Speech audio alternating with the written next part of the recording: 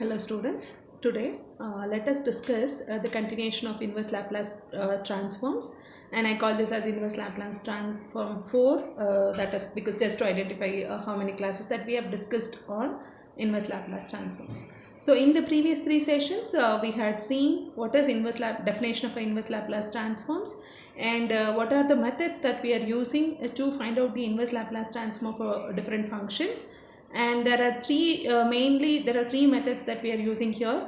One is by using the differential property, and the other one is completing the squares, and the other one is the regular method that we use to solve the problems.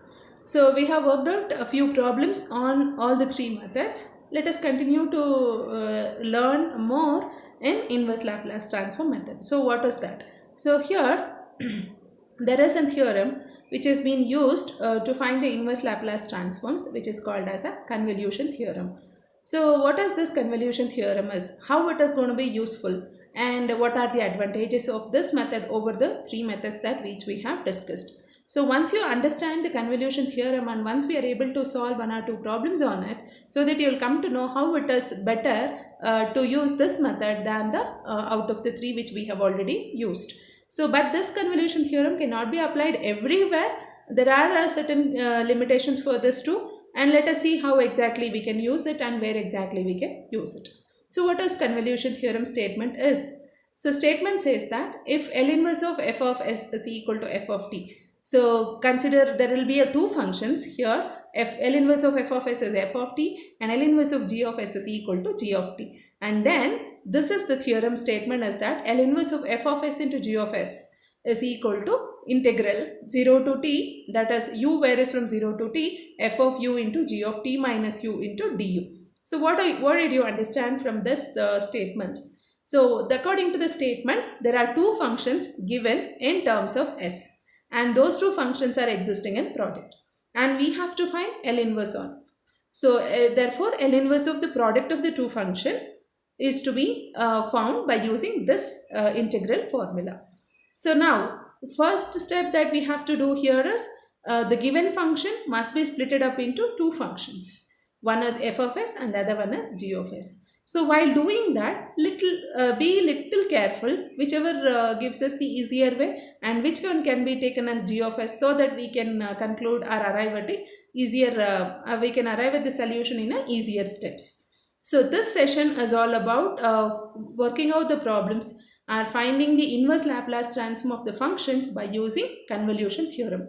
The proof of this convolution theorem is not in your syllabus, so we're going to use the result straight away. So let us see the problems on it and how it can be effectively used to find the solution.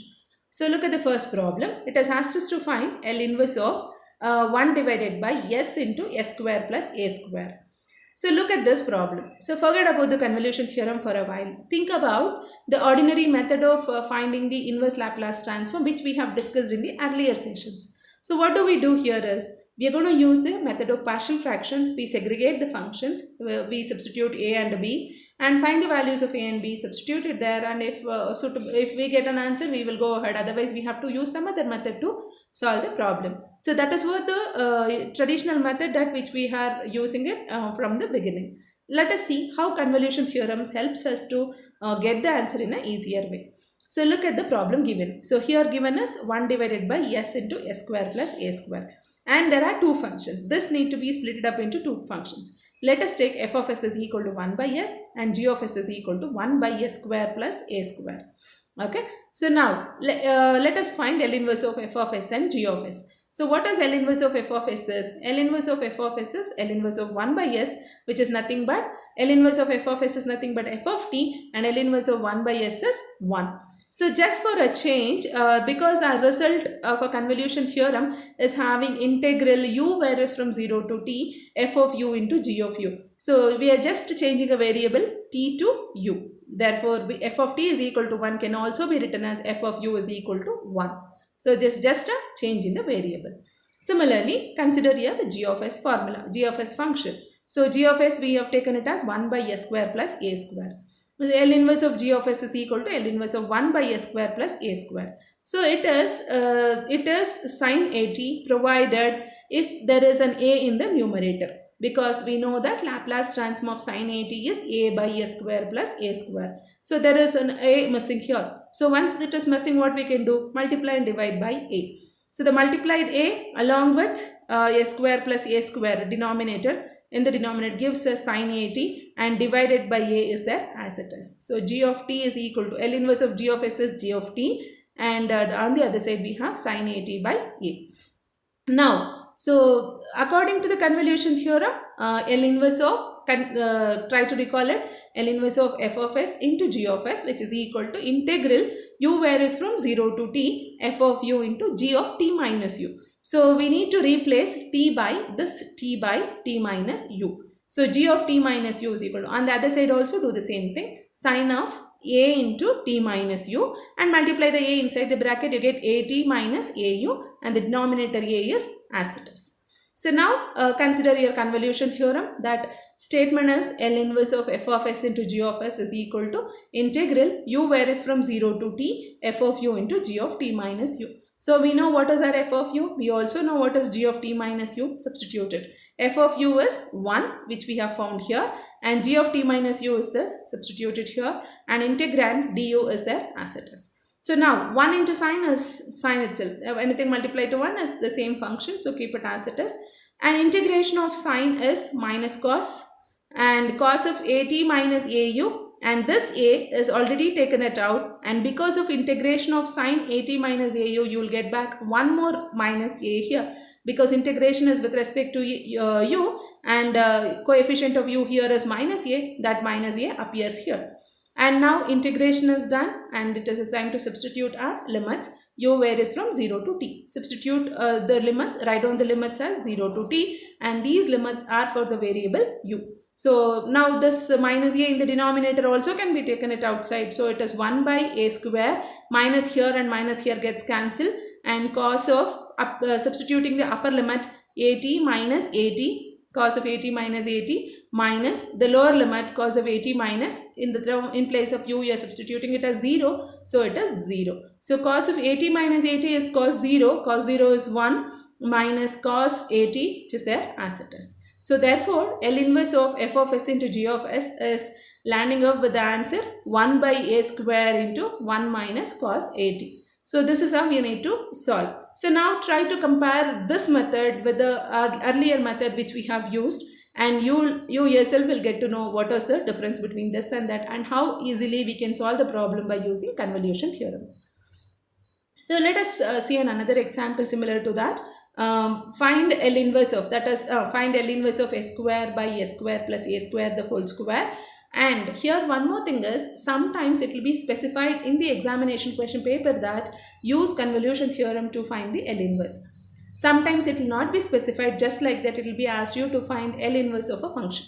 So it is the time for you to decide, like whether you have to go for an or the method that which we have discussed, or you are going to use the convolution theorem. So whichever you feel comfortable you can use, and go ahead if it is not specified in the question paper specifically. So if it is, whichever is gives us the answer in an easier way, you can use it and get the solution. So here it is just asked us to find the convolution theorem of so on, inverse Laplace transform of so on so. So now let us just, split this into two parts. One is f of s and the other one is g of s. So let us take this s square divided by s square plus a square the whole square. So you can split it into same s by s square plus a square and s by s square plus a square again. So f of s and g of s are the same function here. So now let us consider the first one, L inverse of f of s, which is equal to L inverse of s by s square plus a square, and it is also same as L inverse of g of s. So what is our f of t now? L inverse of f of s is f of t, and L inverse of s by s square plus a square is cos a t, and which is also same as our g of t. But in order to use the convolution theorem, we need to know what is our f of u and g of t minus u. So let us substitute accordingly. So L inverse of, write down the definition of convolution theorem, L inverse of f of s into g of s, which is equal to integral u varies from 0 to t f of u into g of t minus u, and f of u is cos au, and g of t minus u is replace t by t minus u in the expression of f of t, f of u, and you can write down this. So now this is what is the function which we need to integrate it. And here product of the function is there, cos and cos. You cannot use integration by parts because both the functions are same. So now what you have to do, think in a different way. This product of two functions can be converted to addition or subtraction of the function by using trigonometric functions formula. It is in the form of cos A into cos B. Cos A into cos B can be written as half into cos of A plus B plus cos of A minus B. So using that, cos of A is AU plus B is AT minus AU plus cos of A minus B is AU minus AT plus AU into DU. So we have just applied the formula of cos A into cos B. Simplify further. So we get half into cos AT plus cos of 2AU minus AT into DU. So now you can perform the integration. So integration is with respect to u. Therefore, the function which is having only the t terms acts as a constant. So integration of the first term is cos at, it acts as a constant, keep it as it is, and integration of du is u. And here coming to the second term, here u term is there as a function, so you need to be a little careful. Integration of cos is sine of 2au into 2au minus at divided by 2a. And this integration and this need to be substitute the limits 0 to t. So half into substitute the upper limit t cos at and sine of 2at minus at by 2a, that is for the upper limit, minus u is 0 into cos at plus sine of 0 minus at by 2a. So now half into t cos at, this is as it is, and this is sine 2at minus at can be written as sine at by 2a, and here 0 into cos at is 0 and only this term is left out, minus and minus, this sign of minus is minus again, so minus and minus becomes plus sine at by 2a. And this is going to be the solution for this problem, that is L inverse of f of s into g of s, landed up with this solution by using the convolution theorem. So look at this another example. It is finding the inverse Laplace transform of this function a square by a square plus a square into a square plus b square. So split that into two functions. One is f of s and the other one is g of s. So L inverse of f of s is s by a square plus a square, which is cos of at, and here it is cos of bt. So cos at and cos bt. F of t is cos at and g of t is cos bt. But we want it in the form of f of u and g of t minus u. Replace accordingly. F of u is cos au and g of t minus u is cos of bt minus bu. So write down the definition of convolution theorem, statement of convolution theorem. Make a substitution. F of u is cos au and g of t minus u is this. Again it is in the form of cos a into cos b. It is half into cos of a plus b plus cos of a minus b. Using that you can write it in this form, and this is going to be simplified form. U is a common term in first and u is a common term in cos of au, this bu. From there you can take out u as a common term, a minus b, and bt is there as it is. Here a plus b minus bt into du. Now you can perform the integration. Integration of cos is sine and a minus b into u plus bt divided by a minus b. Since integration is with respect to u, the coefficient of u comes in the denominator. And similarly for the second term, integration of cos is sine and u coefficient is a plus b. And now you can substitute the limit of 0 and t. On substituting the limit, upper limit, you get this expression minus the lower limit. So now you can simplify further. Half into sine at, sine bt, and you can also further simplifying, you get these terms, and combine the terms. Take a LCM here, and simplify, you get this expressions, and b and minus b gets cancelled, only 2a is remaining, and here a and minus a gets cancelled, only 2b is here, so we get these terms, and therefore our conclusion we are going to get the answer as L inverse of f of s into g of s is a sin at minus b sin bt divided by a square minus b square. So this is how we are going to solve the problem by using the convolution theorem. Let us see another example. 1 by s plus 1 into s square plus 1. So split that into two functions. One is f of s and g of s. F of s is 1 by s plus 1 and g of s is 1 by s square plus 1. You can also take in the reverse way, but it's like look at the problem, look at the where you get the straight away answers and decide accordingly. L inverse of f of s is 1, L inverse of 1 by s1, and L inverse of g of s is L inverse of s square plus 1. So f of t is L inverse of f of s is f of t, and L inverse of this is e to the power of minus t. L inverse of g of s is g of t, and L inverse of 1 by s square plus 1 is sin t. Sin t. Therefore, f of u is e to the power of minus u, and g of t minus u is sin of t minus u. So write down the convolution theorem. It is compulsory for you to write this formula in the examination too, because formula also will have a marks. So you have to write the formula first and then make a substitution and simplification. So substitute it, integral 0 to u, integral 0 to t e to the power of minus u into sin t minus u. Again here you cannot apply integration by parts because both are non-vanishing functions. So think about the formula which we have already discussed once. E to the integral of e to the power of ax into sine of bx plus c can be written as e to the power of ax divided by a square plus b square into a sine of bx plus c minus b into cos of bx plus c. So let us use this formula to simplify this integration. So substitute accordingly and you get this expression, and that is an integration of the function and between the limits 0 and t. Substitute the limits. For upper limit we get this term, and for the lower limit we get this term. On simplifying we get this answer.